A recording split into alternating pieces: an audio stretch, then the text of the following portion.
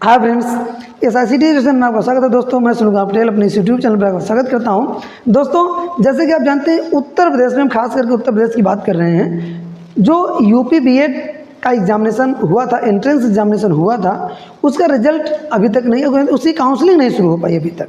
यानी रिजल्ट तो आ गया है लेकिन काउंसलिंग अभी तक नहीं शुरू हो पाई। काउंसलिंग क्यों नहीं शुरू हुई? अवेटेड है, इसलिए वेटिंग में है ये सब। क्योंकि यूपी गवर्नमेंट का ये कहना है कि चूँकि अभी बहुत कई विश्वविद्यालय ऐसे हैं जहां पर उन्होंने वार्षिक परीक्षा का रिजल्ट ही जारी नहीं किया है। जैसे उदाहरण के लिए अगर हम आपको बताएं कि कई विश्वविद्यालय हैं जो है जिनमें अभी एक आ जा रहा है कि उनको कम से कम एक हफ्ते और लगेंगे BA फाइनल के रिजल्ट जारी करने में। तो आप समझ सकते हैं, अगर चूँकि उसमें नियम है कि अगर जो लोग अपियरिंग में थे वो भी भर सकते थे फॉर्म को, तो जो अपियरिंग वाले हैं वो भी फॉर्म भर सकते थे। तो यानी कहने का मतलब ये हो गया कि काउंसलिंग के समय उसमें नियम ही होता है कि काउंसलिंग के समय आपको ओरिजिनल डॉक्यूमेंट प्रस्तुत करना पड़ेगा। तो जब उनका रिजल्ट ही नहीं आया होगा तो वे ओरिजिनल डॉक्यूमेंट प्रस्तुत कहाँ से करेंगे?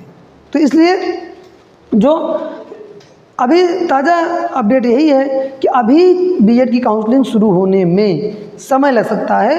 यानी अभी BEd की काउंसलिंग शुरू नहीं हो रही। क्यों नहीं हो रही है? वो इसलिए नहीं हो रही है क्योंकि अभी जो है सभी यूनिवर्सिटीज़ के रिजल्ट नहीं आए, घोषित नहीं हुए हैं। तो अब रिजल्ट घोषित हो जाएंगे, उसके बाद ही काउंसलिंग शुरू होगी, और भी खास करके जो बड़े बड़े विश्वविद्यालय हैं उनकी।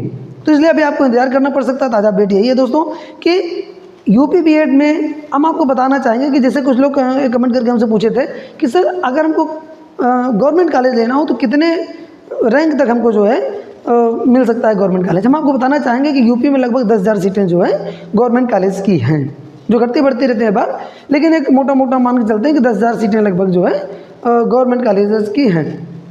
तो अगर ये बात कन्फर्म है कि अगर आपकी 10,000 रैंक तक या उससे थोड़ा सा कम रेट ज़्यादा अच्छा है तब आपको जो है गवर्नमेंट कॉलेज मिल सकता है। लेकिन अगर उसके ऊपर जा रहे हैं तो फिर आपको प्राइवेट कॉलेज की तरफ ही रुख करना पड़ेगा, फिर आपको जो है गवर्नमेंट कॉलेज नहीं मिल पाएगा।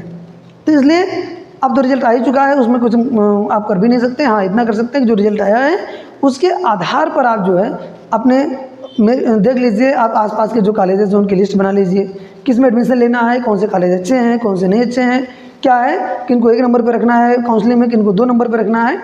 वरीयता क्रम के अनुसार उसमें कॉलेज का अलॉटमेंट होता है मेरिट के आधार पर। तो इसलिए जिनमें आपको एडमिशन ले, कई बार हमको यहाँ पर बच्चे आकर जो है काउंसलिंग करा के जाते हैं काउंटर पर, उसके बाद कहते हैं कि सर ये तो हम जो है गलती से हमको 1 नंबर पर भर दिए और बहुत दूर कॉलेज मिल गया, इसको हम लेने नहीं चाहते थे। क्योंकि आप जानते हैं फ्रीज फ्लोट का ऑप्शन होता है, उसमें बहुत समस्याएं आगे बढ़ती हैं, जो पैसे फंस जाते हैं। तो आपको ऐसा नहीं करना है।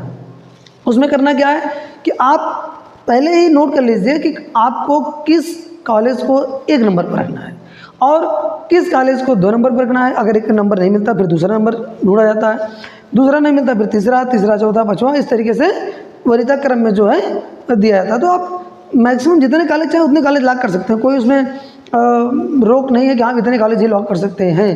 तो इसलिए आप जितने कॉलेज चाहिए उतने कॉलेज लॉक कर सकते हैं।